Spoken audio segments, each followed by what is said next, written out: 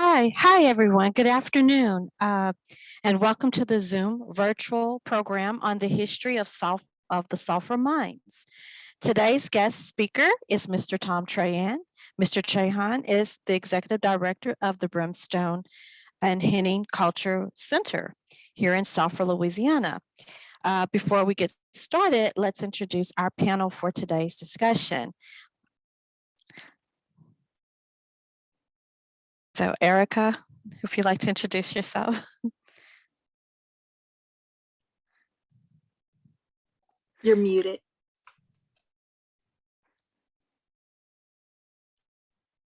Sorry. Hi, I'm Erica, and I'm head of programming of the Sulphur branch. All right. Well, without further ado, Mr. Trahan. All right.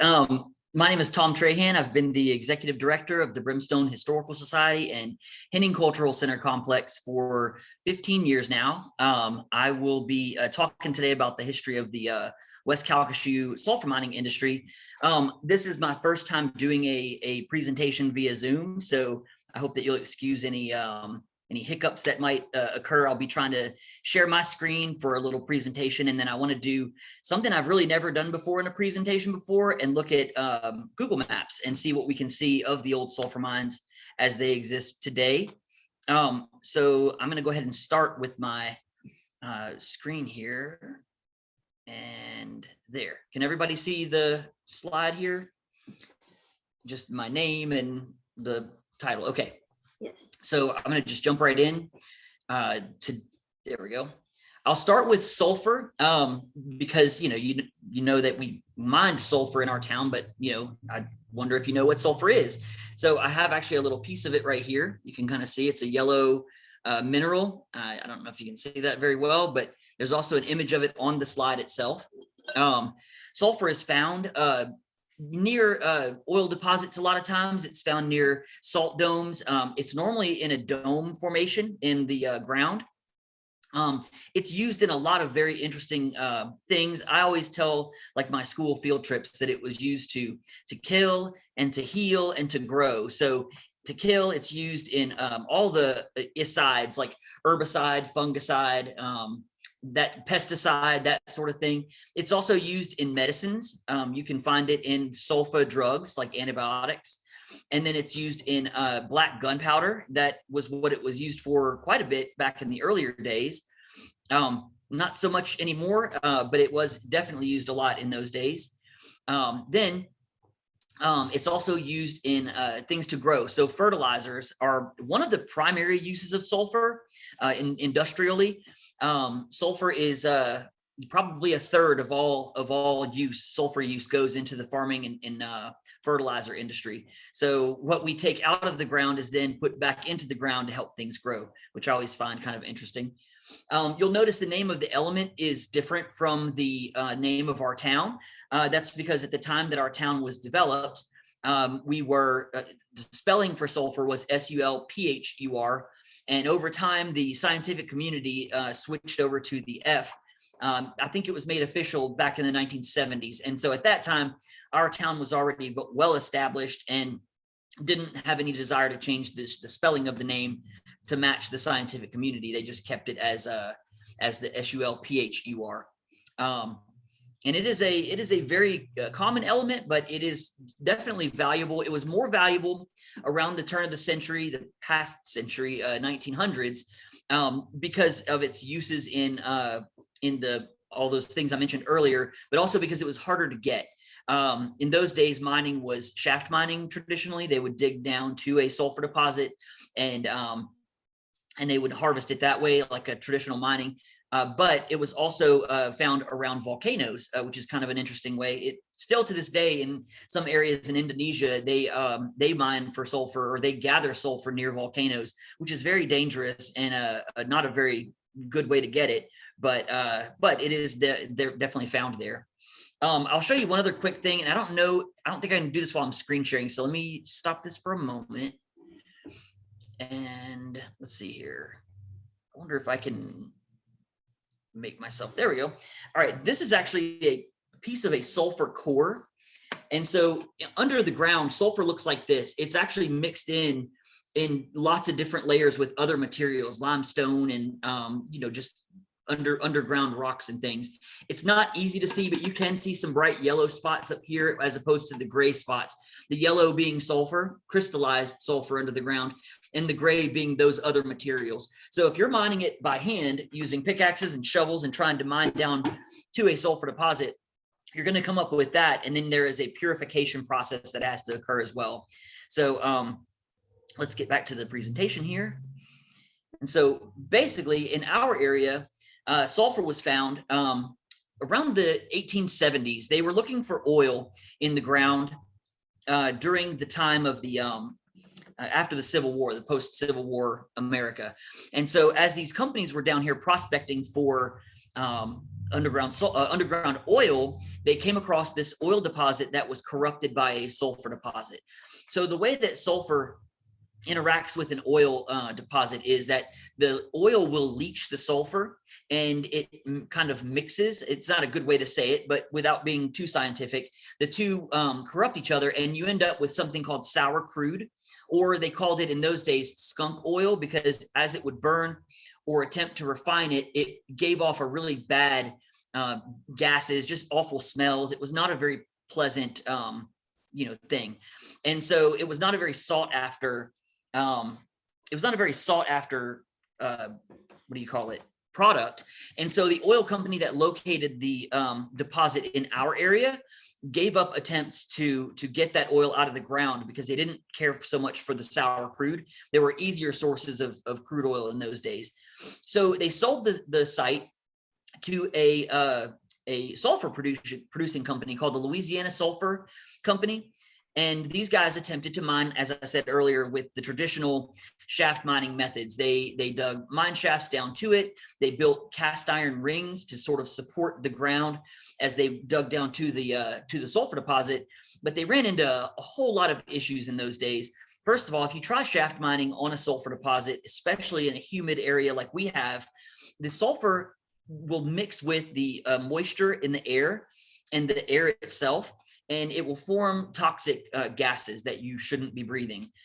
Gases like hydrogen sulfide or sulfur dioxide. And once it gets in your lungs, it sort of becomes an acid, and it's very, very hazardous. So as they were attempting these shaft mining operations, they ran into multiple problems with the poisonous gases. They also ran into issues with the shafts themselves. And, we live in Louisiana, Southwest Louisiana, where swamps and a high water table is very common. And so as they dug these shafts underground, they were fighting the water encroaching into these mine shafts constantly. So the sulfur company that had bought this site from the oil company, they began to go bankrupt. From 1870 to 1890, they tried unsuccessfully to get sulfur out of the ground. And there was an incident in 1890 where about 6 workers were killed in a poison gas incident. And that at that point, the loss of those workers' lives and equipment and things basically proved that project was a failure, and that company went bankrupt, or very, very close to bankruptcy. Well, that's when this guy comes in. Herman Frash, at the time, was a renowned inventor. A little bit of facts about him. He was born on Christmas Day of 1851. He came to America at 19 years old and began to work at the College of Pharmacy as an assistant professor. He was a renowned chemist, even at a young age. He was also a prolific patentist, I guess you'd call it. He had 64 patents by the time that he retired. So over his life, he was constantly coming up with ideas and patenting them. Most of his ideas centered around chemistry and the petrochemical industry. That's where he focused his efforts. I think at a young age, he discovered that there were a lot of things that could be done better within the petrochemical industry using chemistry. And so of these ideas, I mentioned earlier the sour crude. One of his early patents was removing the sour from the sour crude. So he could get the sulfur and other contaminants out of a batch of crude oil, and then he could sell crude oil and sell sulfur. And so that was a very valuable patent that he actually sold to some of the big oil industries at the time. I think he exchanged it in return for money and shares in those oil companies. So he kind of had an early fortune based on these ideas that he put together. Another thing that he patented, which is not related to our sulfur industry at all, but I thought was interesting, he was the inventor of paraffin paper. Wax paper existed before Herman Frash, but he made it to where it was a different type of wax. And this paraffin paper is what is known today as wax paper. It's the reason that we have it available to, for residential and commercial use, as opposed to just industrial wax paper that was very expensive. So then Herman Frash had this idea for how to get sulfur out of the ground. He was born in Germany, and he lived next to this town that did, instead of shaft mining at a salt deposit, they did something called irrigation mining, where they would pump water down into a salt deposit. The water and salt would mix, and they would pump up salt water. And then on the surface, and I'm talking like very, very concentrated salt water. And so they would pump that up into these bins on the surface, and the water would evaporate, and they were left with salt on the surface. Not a man had to go down into this salt dome. It was all brought up to the surface to be shipped off and used. So Herman Frash had this idea that the same could potentially be done for sulfur, but he had no way to test this idea. He had money, but he didn't have a sulfur industry. But he heard about this little town in Southwest Louisiana where a company was having a lot of difficulty getting sulfur out of the ground. And he felt like this was the perfect place to test his theories. So he got in contact with the owners of the company, or the shareholders, and pitched the idea of, I will give you my patent to test, and I will come down and oversee the project, but I want half of your company. And being a company that was on the verge of bankruptcy, they saw this as a very good a good opportunity. So they agreed. And so as the connection was founded, the Louisiana company, or the Louisiana Sulphur Company, changed its name to the Union Sulphur Company, and they began the process of building the process to get this sulfur out of the ground using Herman Frash's method. So as a chemist, Herman Frash knew that there were a lot of things about sulfur that made it more likely than other elements or other minerals to get out of the ground using this method. One of those is that sulfur melts at about 240 degrees Fahrenheit. And so it's very close to the boiling point of water. And with a little bit of pressure added, water won't boil, it won't convert to a gas. And so they would pressurize the water as it was being heated, push it beyond its boiling point. And while this looks like a very simple process, I promise you it's very complicated. They would pump they would pump water down into the sulfur deposit. As you can see here, they had 3 concentric pipelines. One was superheated steam, or that highly pressured water that would get into the sulfur deposit and melt the sulfur. And then they would use compressed air to keep the sulfur hot and molten, and also form a high pressure area under the ground, which would force the sulfur up through the center pipe, keep it hot and get it to the surface. The bad news about this process is that it has to stay hot the entire time, because if at any point the sulfur gets back up above its melting point, it will convert back to a solid, and then you have a pipeline that's full of solid material that is utterly useless. And so through some testing and things, they were able to take his patent, which looks like this, and put it into the process, put it into practice, and get sulfur out of the ground using that method. Here are some of the photos that I have in my archives at the museum here. These are some of the boilers and the compressors to compress that hot air. They had to go through just millions and millions of gallons of water. So there were a lot of challenges along the way to get this process going, but they were able to make it happen. Successfully, they tested it for the first time on Christmas Eve of 1894. And that, I don't think I have that photo in my presentation, but that's basically the first time that was ever done in the world. And it happened right here in our backyard in West Calcasieu. So here, this image here is one that I show to our field trips because I like what it represents. So you can see these 2 men standing here. This up here in the corner is that concentric pipeline that I mentioned earlier, if you look a little closer, I think I can zoom. Yeah, you can see a pipe on the right there, the smaller one going on the inside of the larger one. That would be the compressed air to force that sulfur up. Another reason I like this image is because in the background, you can actually see what they called a sulfur well. You can see it producing sulfur in the background. According to the story that I had read, the first time this ever happened in 1894, they had a barrel ready to collect the trickle of sulfur that they expected to come, pouring out of the pipeline. And so they had this barrel ready to go. And as the switches were flipped, or however the process began, the sulfur began pouring out of this pipeline with such force that it knocked over the barrel and started going all over the ground. And so workers had to hurriedly build these giant wooden boxes that the sulfur could collect in. And as the boxes would fill up along the side of the planks or whatever, they would add another plank and continue adding planks. And so that's sort of how it came about. Now, another reason I like to show this photo, and now I don't know how to unzoom. There we go. Another reason I like this photo is that while it looks like these two men are in the middle of a big field of, whatever, and then these sulfur little caps right here are the production, that's not the case. They are standing on top of one of those bins, and it's probably a 40-foot tall bin of sulfur full. Now, another thing I mentioned with the sulfur being in the layered form like this, and how there's layers of other materials under there with it. One nice thing about this process is that as they were pumping this to the surface, the only thing that they were pumping up was water, of course, because there was water in the process, but it was pure sulfur. Nothing else melted under the ground like that. And so they're getting this sulfur just handed to them in 99.8% pure product that they could immediately sell without further refining. And it was just a really beautiful, simplistic kind of plan.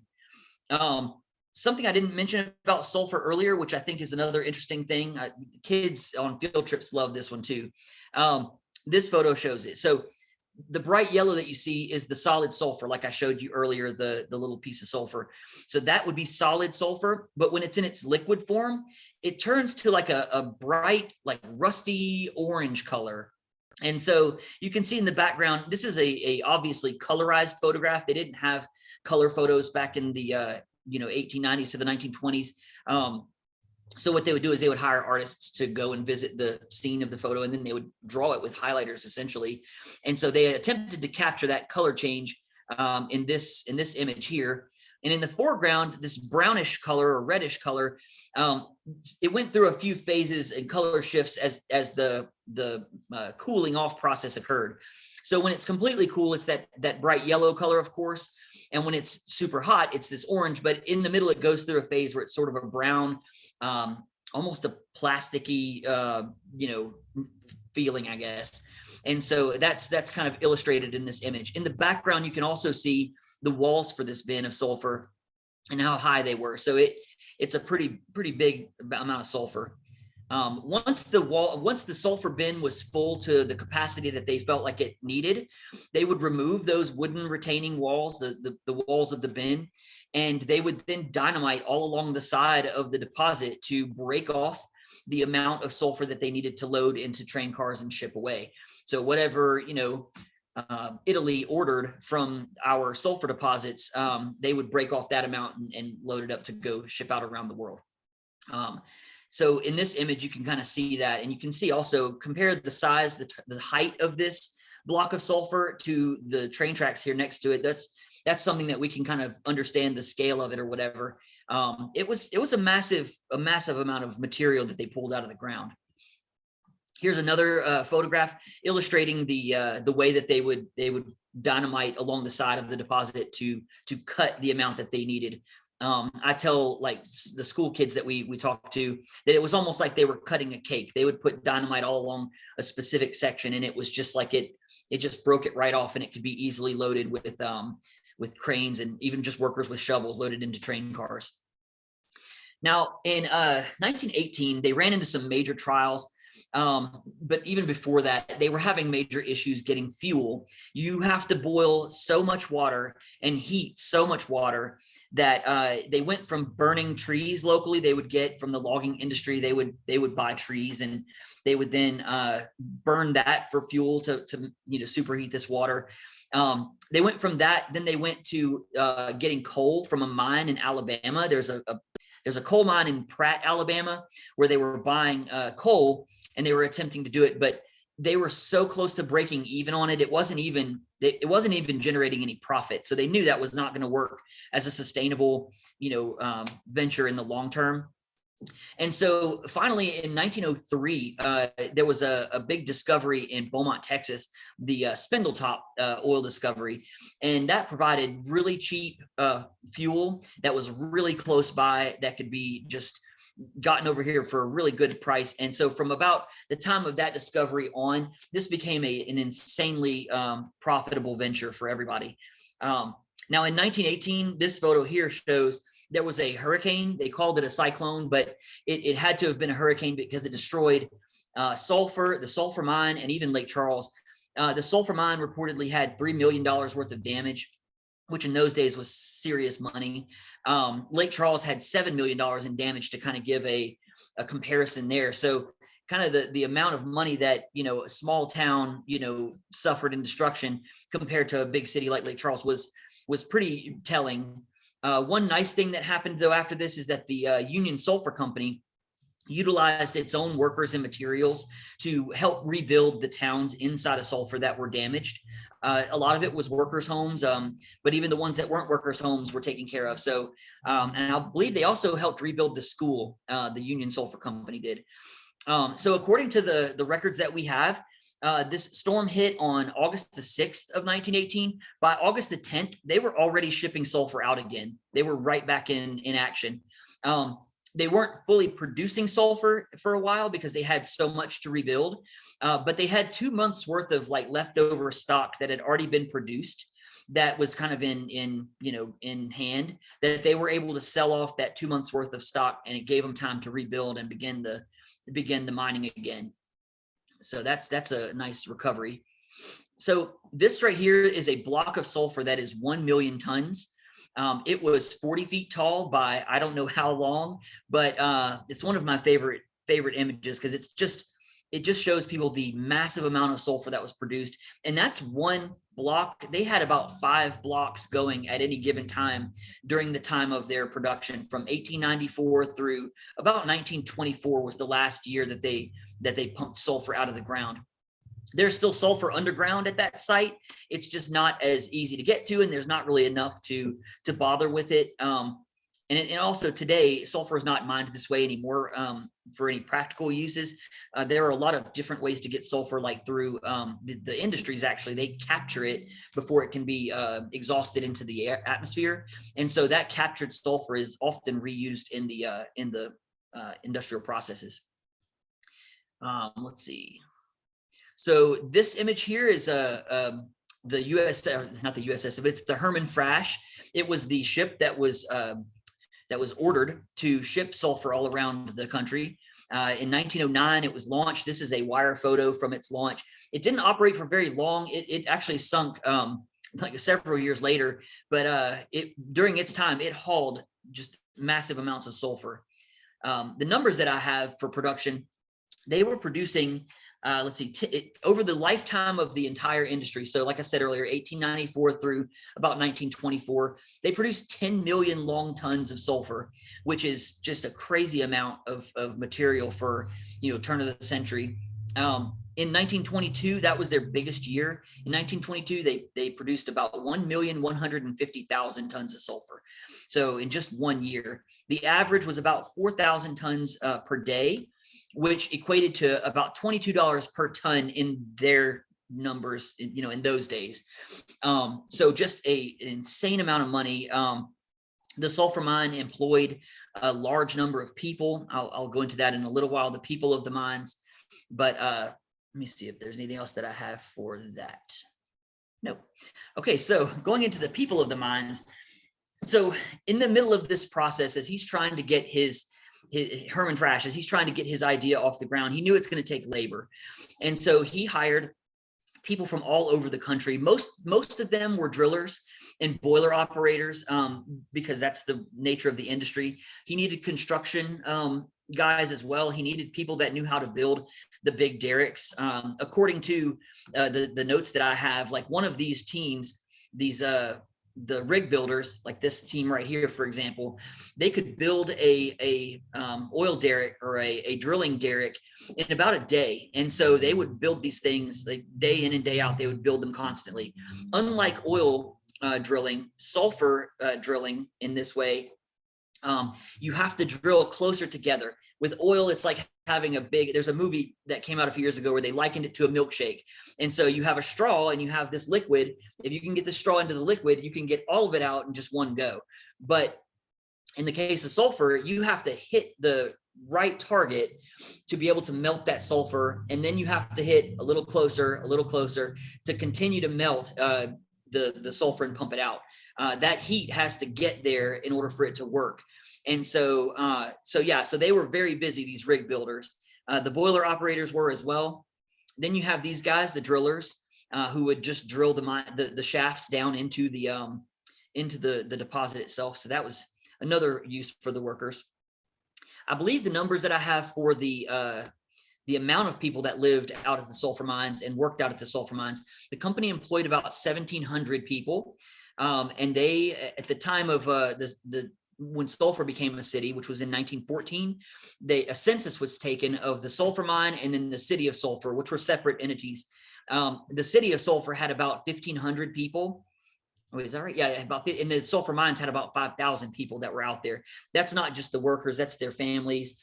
They had other laborers out there. They had an entire village of Mexican workers that were hired to help with construction and things as well.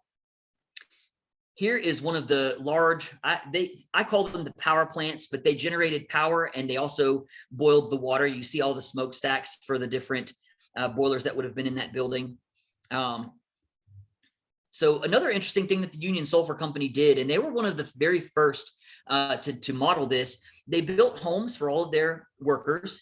The homes were rented to their employees for $1 per day per room. So if you had a 4-room house, you would pay $1 per month. So if you had a 4-room house, you would pay $4 a month in rent. The rent also included electricity and running water, which if you think about this time frame, we're talking 1894 through 1924. There were organized big cities that didn't have full amenities like that. They didn't have running water in every neighborhood of their village or whatever. So these workers were really treated well. They were also paid in company scrip. They were given that method of payment. Here another section of the sulfur mines homes. In a little while, I'm going to try to show you like where they are in relation to today, so you can kind of see where the old sulfur mines were. But these cottages here were known as the old cottages. They were old by like a couple of years. They had two different variations: the old cottages and then the new cottages. They both look totally different on the outside and inside, but that's where the workers stayed. These would be the new cottages. They were raised. They were off of the ground. I believe the story I've heard is that they were off the ground high enough that you could park your car underneath it. So kind of a nice way to have a garage kind of set up. And then they had the supervisor cottages. The supervisors cottages were bigger than all the rest of them. I believe there were 5 of them on the site of the sulfur mines. They had a space underneath for, like I said, you could park your car. They also had some servants' quarters. So if you had, people that would work for you, maids and such, they would live underneath the house there. And there were also some kitchens under there, I believe. And the last type of house they had was the Frash house. This was the biggest of all of them. This is the house that Herman Frash would stay in when he would come to visit, but not just him. Dignitaries from around the world would visit this little site in Southwest Louisiana. And when they would come, they would stay at the Frash house, or they called it the Frash Hotel at that time as well. And I mean, when I say dignitaries, I'm talking like the Rockefeller family came to town. There were very big names in world industrial circles, because what was happening here was so scientifically advanced that everybody had to come and see it for themselves. It was very interesting. The Frash house, stayed standing at the sulfur mines until the 1950s, where it was sold and moved out into Carlis. If you're familiar with sulfur in our area, our Carlis, our region, it would be off of Curry Drive is where it used to be. The Curry family is who bought the Frash house. And so it was there until the 1980s when it burned down. There is one piece of the Frash house remaining, and it's one of the doors that was donated to the museum a few years ago. It used to be on the local feed store, actually, which the Curry family owned as well. But the door was in disrepair. And so they took it off of the Frash house and they put it on their feed store. And then when the Frash house burned, it's the last remaining piece of that piece of history. So I like the doorknob on it specifically. It's a very interesting looking doorknob. This photo here, I'll show you from an aerial view in a little while. This was the administration building, which is where all of the officers and such worked, all of the bean counters, the accountants and such. And then behind it here was the commissary, where they had access to, this is where you would get your groceries and things. You would get, fabric if you were making, dresses, or if you were attempting to repair any clothing or whatever. That was where a good source of lots of different materials that could be found. This is an aerial photo of the Sulphur Mines residential area. So if we were to pan the map to the west, we can't do that because it's a photograph, but this area over here was where the Sulphur Dome was. This section right here in the middle was called the old cottages, the old houses. And so you can see the number of them. And then over here, these 4 or 5 kind of spread out. These were all of those supervisor cottages I mentioned earlier, and some of them had garages added later, so or barns or whatever. So you can see a few smaller buildings peppered in there.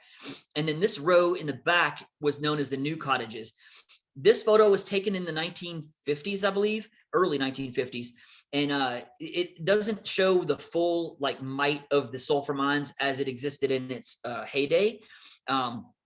Because you're missing over here in this patch of trees. This was known as Old Mexico, which is where those Mexican workers lived. And then there was also a second row of these new cottages along this backside over here. And that's not shown in this image. The other thing that is not had been torn down by this point is over here in this section right here.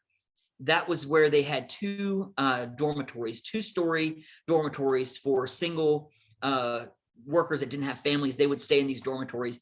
These 2 little white spots you see on the image, I don't know if y'all can see that. I might zoom in a little bit. These 2 sections right here were the dormitory showers. They were later converted into one was a jail, because it's just a big concrete structure with with very few windows. They converted one of them to the jail, and I believe the other one remained as a shower facility for their tennis courts. They had tennis courts and things out there at the sulfur mines as well for things for the workers to do. In the other piece of this here, you can see this section right here. This was that admin building that we saw, the administration building. And then the building across the street was the commissary, to kind of give you an idea of the angle. So of the sulfur mines, the only buildings that still exist today, everything else has been sold, moved off site, destroyed, whatever. But this administration building right here, the vault that was attached to the back of the administration building was a giant concrete vault. It's still standing out at the site.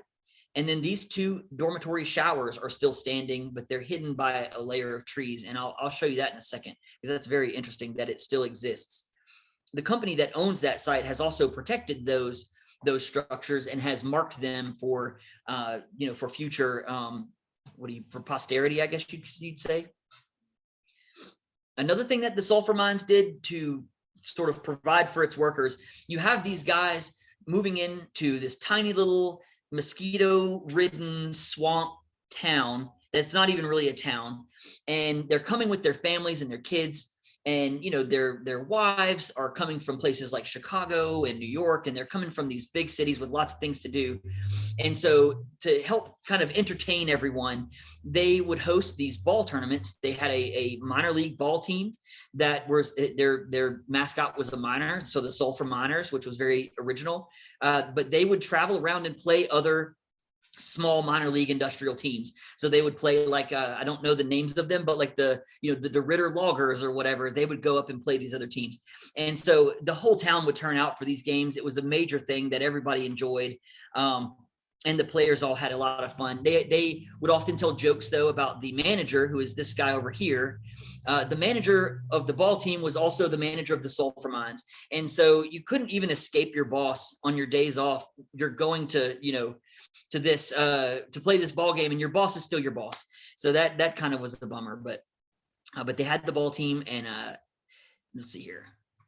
Another thing that they did frequently, they would have on Labor Day and 4th of July every year, they would have a big barbecue where everyone would bring like their own thing. So we had different nationalities that made up these sulfur miners. There were people from Germany and Ireland and all over the America, Canada. They had Canadians, they had French speaking and Spanish speaking.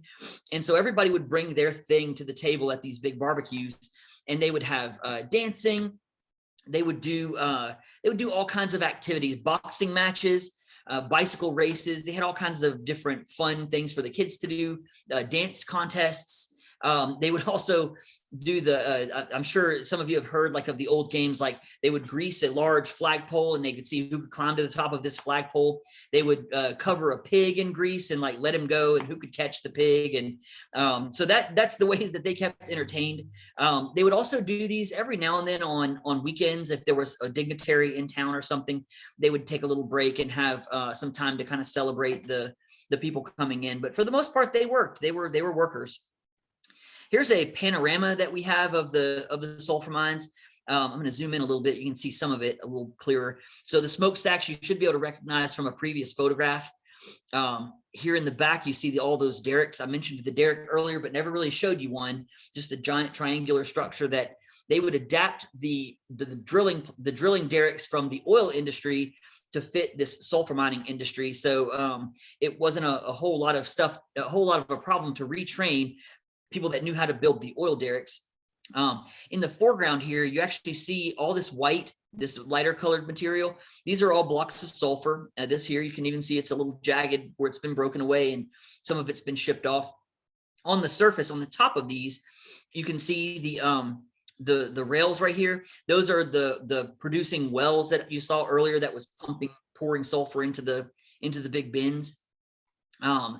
Over here on the side, you see some of the residential stuff. Back here in the very far background, you can see another one of the boilers. They had about 5 or 6 of those big batteries that would boil water and hit the different sites of the place. All right, moving to the next.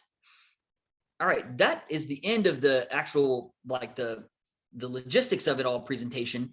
But I'm going to try this new bit here. I'll share with you. Okay, let's see if this works. Does everybody see like a map, like a, what do you call it? Aerial picture here? Okay, so this is Calcasieu. This is what we know and love. A lot of you live in Lake Charles. Some of us live in Sulphur. You can see all of that. I'm going to walk you through where the sulfur mines are. So if you head over into Sulphur, you can see this little blemish on the earth right there. So that is the old sulfur mine. It's just to the north and the west of the center part of Sulphur. If you were to take Huntington Street north up to Burton Street and then Burton Street west, this would be Burton at the bottom of the screen here, and then take Burton Street west to Kim Street. This is Kim. So the northern part of Kim is all gravel now, but that was the old entrance to the sulfur mines. And so we're going to go in a little closer to where you first come in. Now, this is the thing that I wanted to try to test. If you have overlaid a 1954 aerial photo of the sulfur mines to what you see today. So today it's all trees, and then you can see this section over here where like a man's built a house or whatever. You can see in this old aerial photo, that same intersection right here, and it's not lined up exactly, but you can see that same intersection right there. That was known by the old sulfur miners and the ones that lived out there during the oil production days. That was known as Hitchhikers Corner. So teenagers and people without a vehicle would hang out at this little cross right here, and they would wait for a car to be going into the city, and they would just jump on the car and drive right into the city. So to kind of give you a few different identifiers, This area over here was where the supervisor cottages were that we saw earlier. You can see them kind of, peppered in there a little bit. And then over here was the area where they called the old cottages, And then if you were to zoom out a little bit and go to this way, the new cottages were over here. And you can see some of the old road beds are actually still there. If you were to look, I'm going to do this kind of slowly so you can see. If you follow this road right here, just follow that road up to the, all right, can you see that? That is the old cottage, the new cottages, I'm sorry. And there was a second set of those cottages along this route, but by the 1950s, that second set had gone away. And you can also see in this image, this was taken in 1954. By that time, a lot of the houses had been moved off site.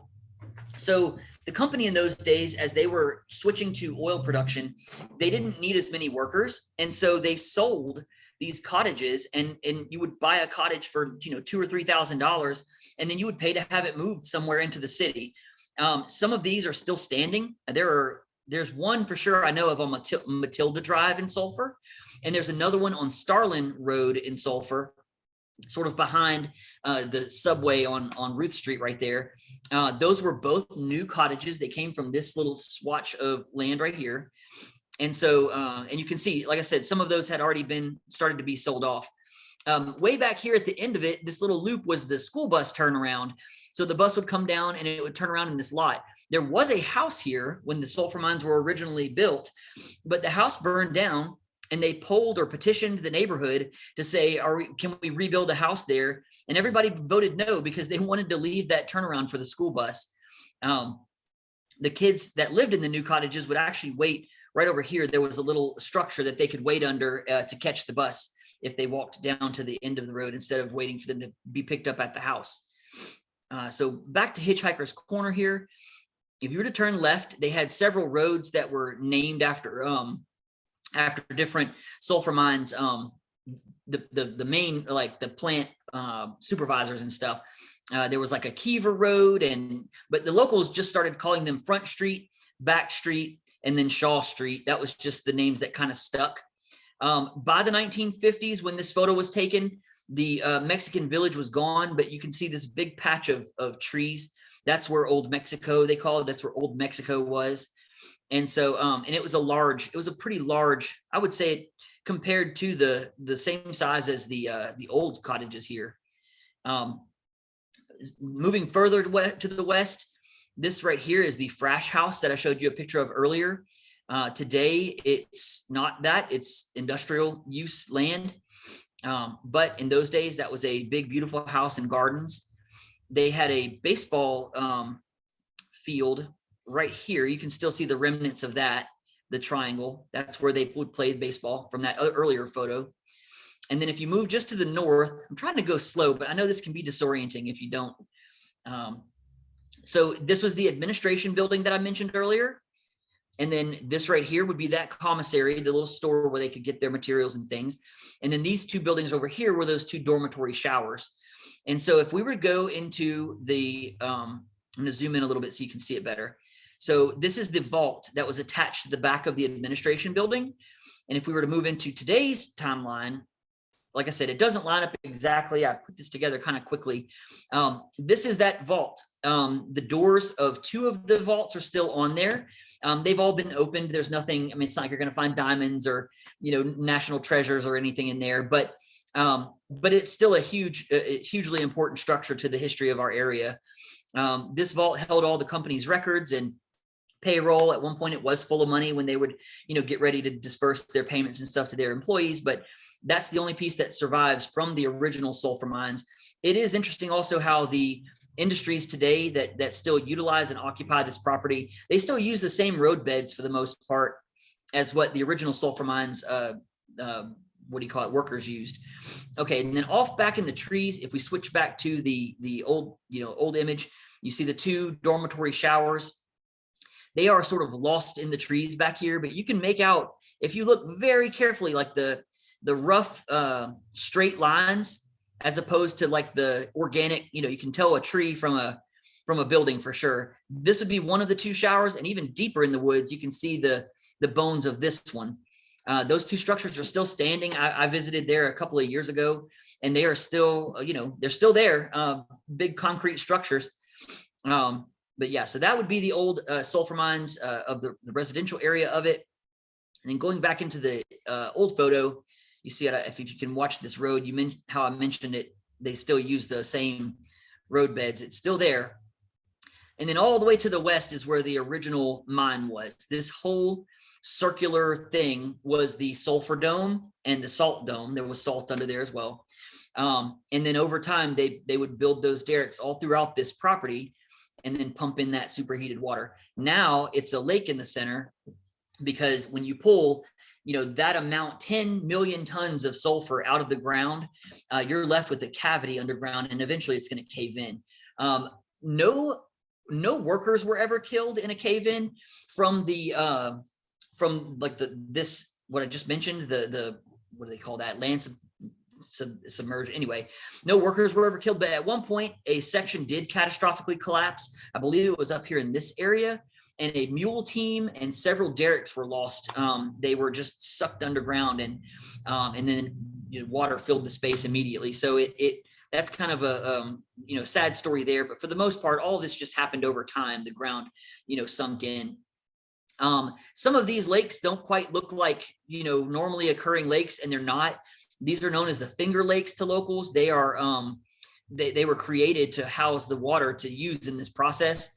This reservoir was also dug to give water to the process. Over here, I believe, was a dump site at some point to if they had any off production stuff.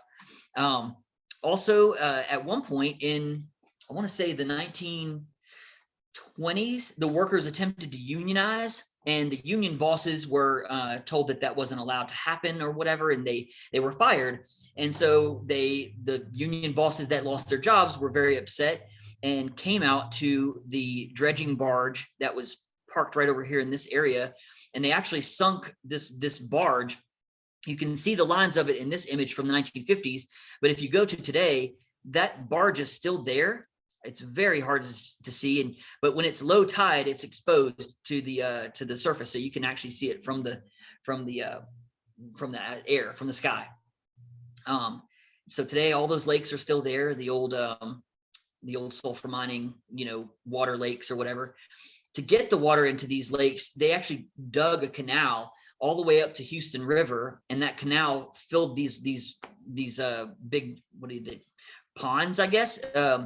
Which were, one of them was actually known as Crystal Creek, and a lot of locals remember swimming in Crystal Creek back when they were children. Even though it was not allowed, they still would do that because kids don't listen. So that is the sulfur mines as it existed in the 1950s. I think that actually worked pretty well, like showing it through that a little bit better illustration. But that is the end of what I have to present on the topic. I guess I can take questions now. I don't know how that works. Maybe the tech person can help us out there. If you have any questions, please unmute yourself at this time. But keep in mind, this is being recorded. So if you still want yourself to be shown on camera, you can just keep your camera off, but unmute yourself if you have a question. And you could also type questions in the chat. Yes, I can see the chat.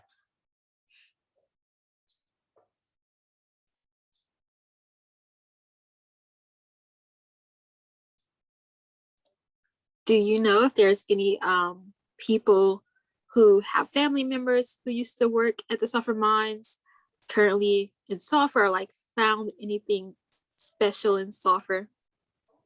There are quite a few, actually. So I frequently have visitors that either grew up at the sulfur mines. So kind of rewind, I probably should have mentioned this and I didn't. So in 1924, when the company stopped mining sulfur at this site, they actually shifted their production to oil immediately, because that was a big oil deposit that was originally located. And once they pulled as much of the sulfur out as they wanted, they said, we've already got holes drilled down into this deposit. Let's now start pumping out oil. And so a lot of the workers remained. So from the 1920s, 1924 through I want to say 55-ish, they were pumping oil out of this site. And they were either, in the beginning, they were shipping it off to have it refined and refined and produced elsewhere. But toward the end, a little company came to Maplewood, and known as Citgo and City Service. And City Service began refining the oil that came out of the old sulfur mine in its early days. So that's a whole different topic, maybe for a different presentation. But the creation of Maplewood, the community of Maplewood, that whole thing that became about because these companies that were looking to do industrial production saw our area. They have this captive pool of workers and engineers and just skilled, industrial laborers that they said, well, if we move to this town, we have a good source of oil, we have a good source of labor, and it's just there right for the taking. And it also, with the ports in Lake Charles and stuff, they had a lot of ways to get their materials out to the rest of the world. And so that became a very attractive thing for a lot of companies. So yeah, from the 1920s through the 1950s, this site remained active in oil production. And so I am friends with quite a few people that they grew up out in these houses right here. Some of them over here in the new cottages. They remember childhoods at the sulfur mines. A lot of good stories. It was one that she wanted to come today, but she was not able to make it. And I'll have to send this one to her.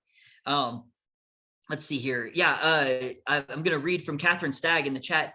She said, nice to see you again. I was born in 1954. As a kid, we could play out in the sulfur mines. And even then, there were big chunks of sulfur laying around. And I regret that I never kept a chunk for a souvenir. A lot of people did. They collected them. They kept them. I know that there was a woman who lived in Little Mexico who would get sulfur, like little pieces of it that she'd find just out around everywhere. And they would melt it down into essentially what would be like a cookie mold or a Jello mold, and they made paperweights out of them. One mold that was very common was a little like Scotty dog. Like they have these little sulfur Scotty dogs. I have a couple of friends that have one from their grandparents who lived out at the sulfur mines, and they were given away as souvenirs for people that visited our area. Kind of a funny story too. So when Little Mexico was disbanded in the 1920s, the workers that lived out there some moved to Chicago, Detroit, Michigan. Some moved to Detroit, some moved to Brownsville, Texas, and some moved back to Mexico.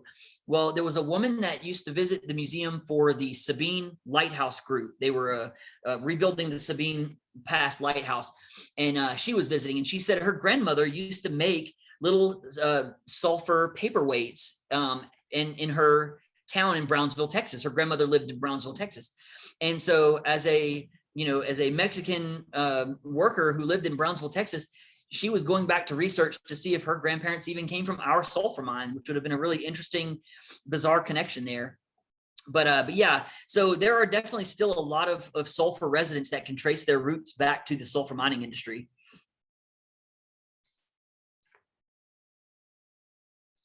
Let's see. Is there any other questions?